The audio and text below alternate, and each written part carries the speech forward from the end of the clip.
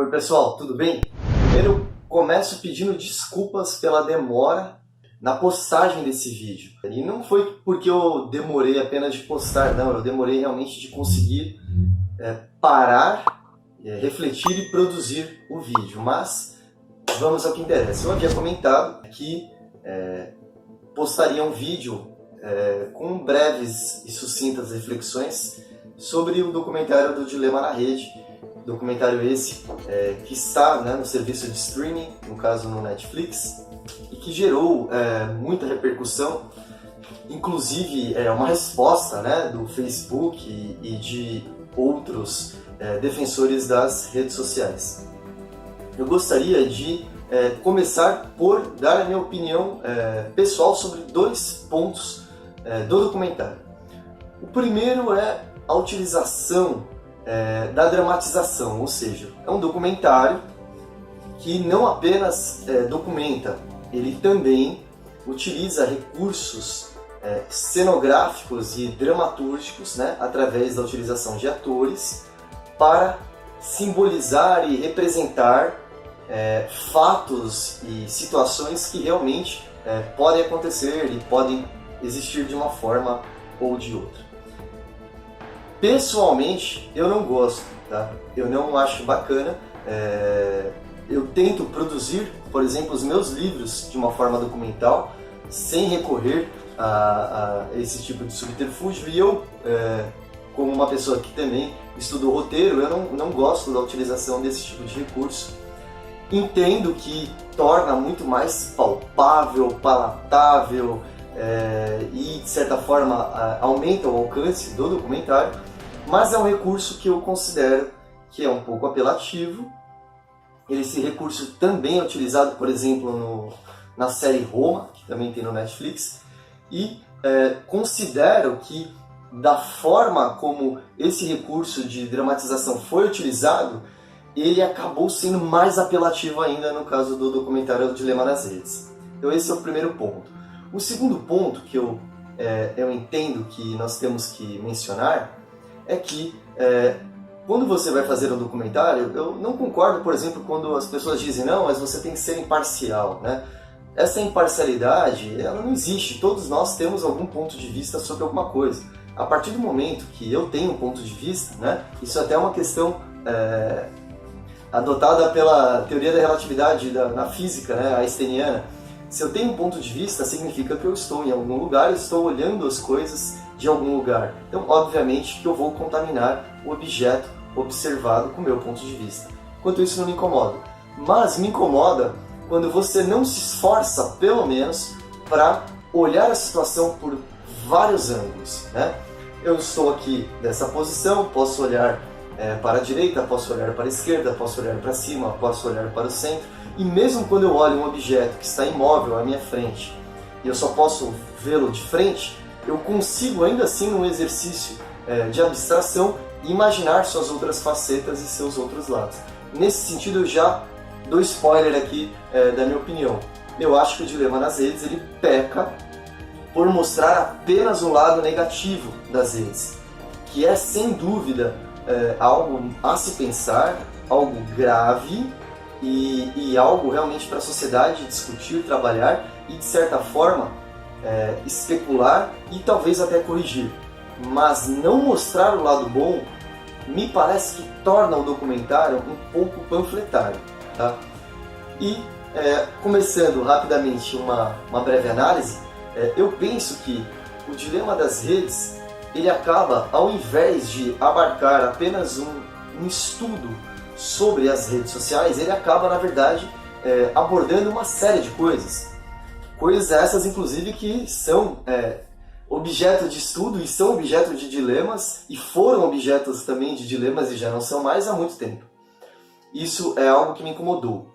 Então, de cara, eu gostaria de indicar para todos que se interessam pelo tema um livro. Um livro que, na minha opinião, e não é marketing, não é merchandising, não é meu livro, é muito mais equilibrado na análise do dilema das redes, do real dilema que nós temos nas redes, que é esse livro aqui, O Todo Mundo Mente. É um livro de um filósofo e cientista de dados, o Seth Stephens Davidowitz, que foi, por sua vez, aluno do Steve Pinker, psicólogo evolucionista de Harvard. E esse livro é um livro publicado, se eu não me engano, em 2018. É um verdadeiro tratado sobre as redes sociais e sobre os dados. É um livro que se baseia na garimpagem de dados, ou seja, o que os dados realmente falam de nós.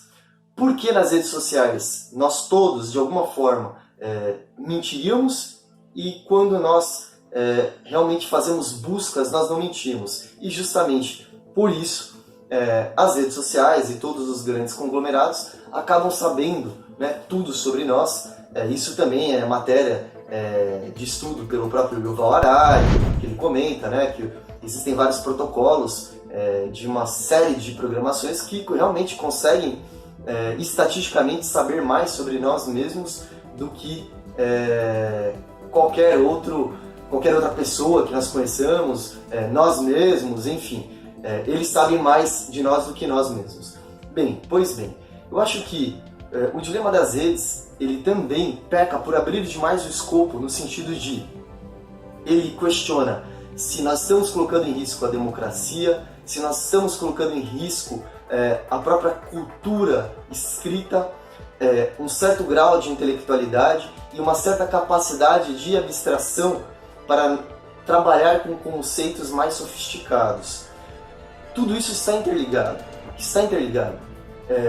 Porque a criação das bolhas, tão abordada no documentário, ela cria um ambiente falso, né, e hermético, onde você passa a não conviver com a diversidade.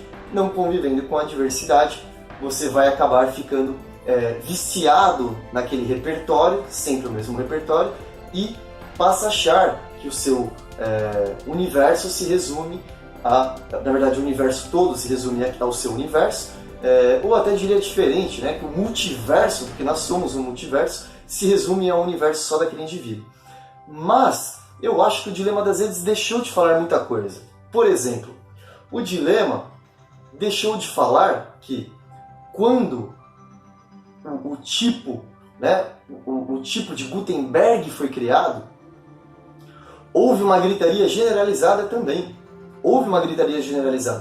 Gutenberg cria o tipo, onde hoje seria, né, a região ali da Alemanha, ele cria a máquina de tipo para permitir que nós pudéssemos imprimir livros em larga escala no século XV, ou seja, em torno de 500 anos atrás, e houve uma gritaria generalizada. Os professores falaram, as pessoas não vão mais ter memória, as pessoas não vão mais precisar da memória, o ensino está indelevelmente abalado, nós caminhamos para a catástrofe, né, para o hecatombe educacional. Sobre o livro, ou seja, era uma máquina que permitia você imprimir livros, espalhar os livros, mas essa foi a conclusão de muitos professores, não poucos. Isso está registrado, né? McLuhan, que é um autor fantástico, eu acho que eu não estou com ele aqui na minha biblioteca, ele está no meu quarto, é um autor fabuloso, o autor que cunhou a expressão, né, aldeia global. Ele reporta essa indignação com um livro. Por quê? Porque naquela época o método de ensino era cada um com um livro manuscrito, simplesmente passava a copiar, né, o que continha naquele livro, e as aulas basicamente envolviam muita cópia, que tinha os seus méritos, tinha os seus defeitos, mas, de fato, a maioria das pessoas considera que realmente as pessoas passaram a decorar menos coisas a partir do momento que elas tinham sempre o livro disponível. Então elas não precisavam mais decorar tudo, porque elas tinham um livro com muita facilidade, em qualquer livro era muito mais acessível, muito mais fácil de você obter uma cópia, inclusive de você comprar, né? Porque imagina um livro manuscrito, o preço que o livro tinha. O que não é muito diferente do que está acontecendo conosco, quando hoje, por exemplo, nós nos viciamos nas agendas dos telefones celulares e raras pessoas realmente decoram os números de telefone como nós fazíamos isso, pelo menos na minha geração, até quando éramos crianças ou adolescentes. Então vejam que esse susto com os avanços tecnológicos já vem do livro. E vou além. Quando a fotografia foi criada, houve uma gritaria generalizada. Os escritores, os jornalistas, os pintores pensaram, nossa, nós vamos perder a nossa função. né? O pintor passou a pensar, bem, eu não vou conseguir reproduzir a altura de uma foto, né? Por melhor que eu seja. E tanto que é daí que começa a surgir a pintura abstrata, porque a pintura passa a buscar uma nova forma de expressão. Os jornalistas pensaram, nossa, para que eu vou ter que relatar alguma coisa agora se simplesmente o jornal pode simplesmente estampar uma fotografia do ocorrido? E isso com uma série de outras coisas, até que vem o surgimento do rádio e nós temos novamente uma gritaria, e vem o surgimento da televisão e nós temos uma nova gritaria. E vem o surgimento da internet e depois das redes sociais e nós temos uma nova gritaria. Então, Alexandre, você está falando que essa revolução pela qual nós estamos passando é totalmente igual às outras? Não tem nada de diferente? Talvez tenha. Nisso, sim, o documentário acerta e é no mesmo ponto que a obra Todo Mundo Mente também aborda. É o momento de nós fazermos uma reflexão tipicamente kantiana, né, de Immanuel Kant, e observarmos até que ponto nós estamos usando as redes sociais ou nós estamos sendo usados. As redes sociais são instrumentais para nós ou nós estamos sendo instrumentalizados para as redes sociais.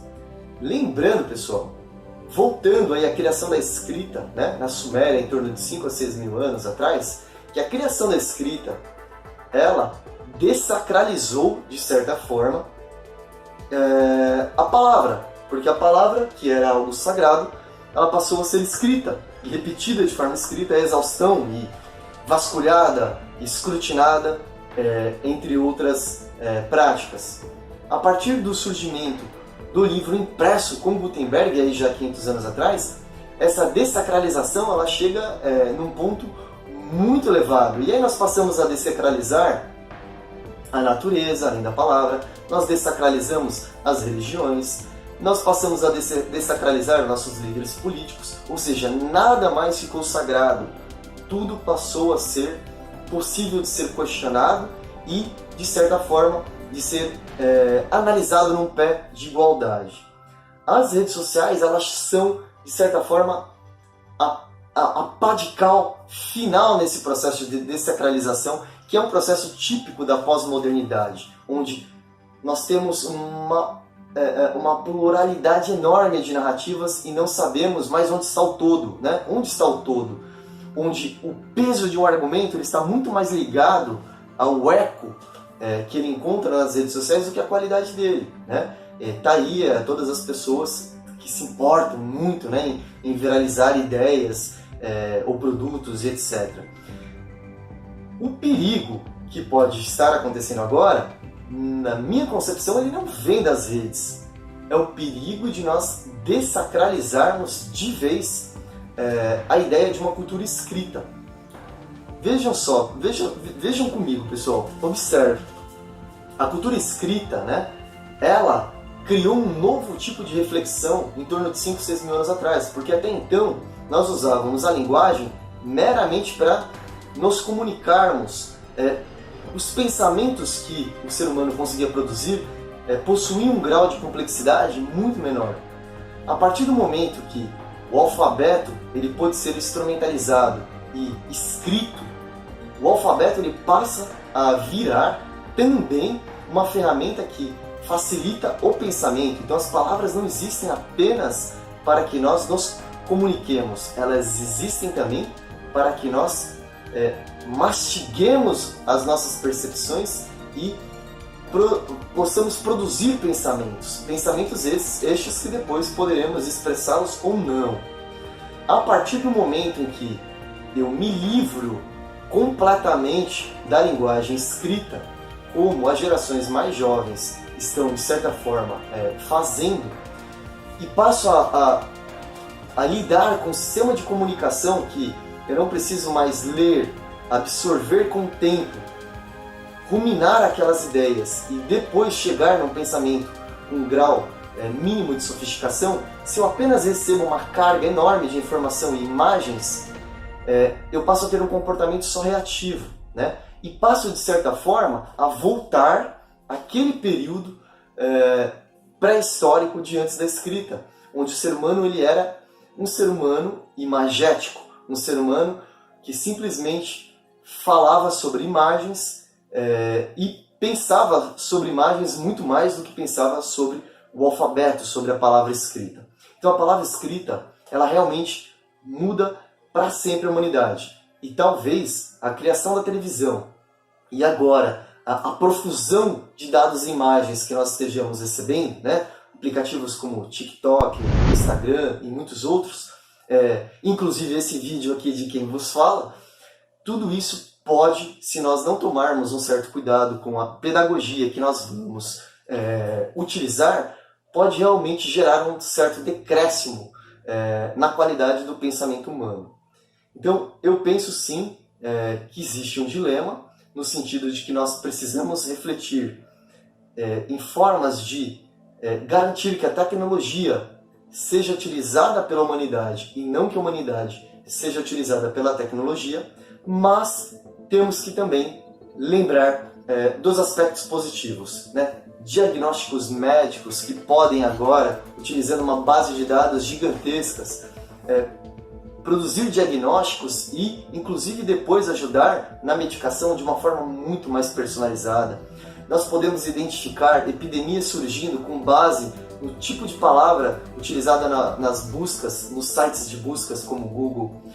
Nós podemos rastrear onde estão ocorrendo atos, né, de violência em determinadas regiões, cidades, bairros, contra minorias, contra crianças, contra mulheres, contra idosos e uma série de outros fatores.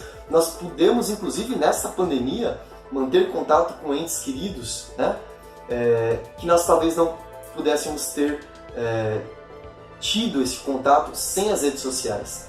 Então, eu acho que o pecado do dilema das redes é simplesmente transformar tudo num dilema onde a única opção seja sair das redes sociais. Eu realmente não acredito que essa seja a opção e acredito que o grande dilema da humanidade não é exatamente as redes sociais, e sim a morte da palavra escrita e a permissão de utilização de algoritmos e de sistemas que consigam utilizar o ser humano como um meio e não como um fim. E isso não necessariamente aconteceu só na era das redes. Até mais, pessoal!